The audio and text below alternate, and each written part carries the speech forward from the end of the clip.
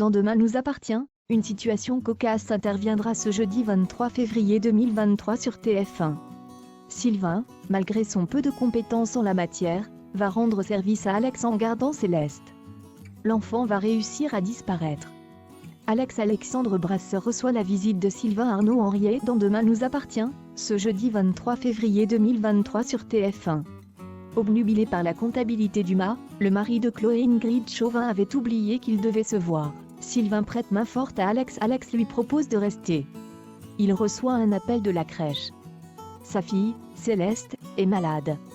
Ne pouvant pas aller la chercher, il propose à son ami Sylvain, récemment sauvé par les médecins, d'aller chercher sa petite fille à la crèche. Le mari de Christelle, Ariane Séguillon, l'amène à la maison, mais sa femme est très peu sûre qu'il sache s'occuper d'un enfant. Tristan, venu rendre visite à Sylvain pour une partie de pêche, lui prête main forte pour s'occuper de Céleste. Les deux hommes s'occupent à discuter pour savoir s'ils sont capables de s'occuper d'enfants en bas âge quand la petite échappe à leur surveillance. Sylvain et Tristan fouillent la maison. Ce dernier la retrouve cachée derrière un double rideau. Quand Alex rentre, son ami est endormi au salon. Il constate que Céleste n'a plus de fièvre, mais elle ne peut retourner à la crèche.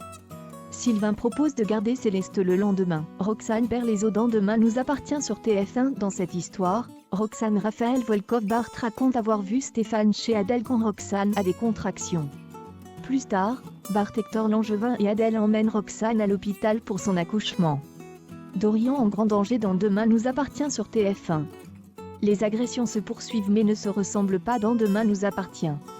Après Nathan Adé, Camille Elisa Ezodine, Emma Lunalou et Raphaël Jennifer Loret, c'est au tour de Dorian Ryan Howard d'être la cible du kidnappeur qui terrorise Seth. Jusque-là, celui-ci a toujours enlevé ses victimes selon le même mode opératoire avant de les laisser dans des lieux bien précis avec de mystérieuses inscriptions.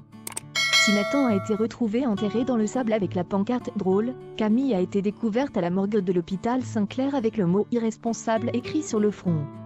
Emma a quant à elle failli perdre la vie dans une case avec l'inscription « Complice ». Ce soir, ce sera malheureusement au tour de Raphaël d'être ciblée. Elle sera alors retrouvée attachée à un arbre près de sa piscine avec l'inscription « Responsable ».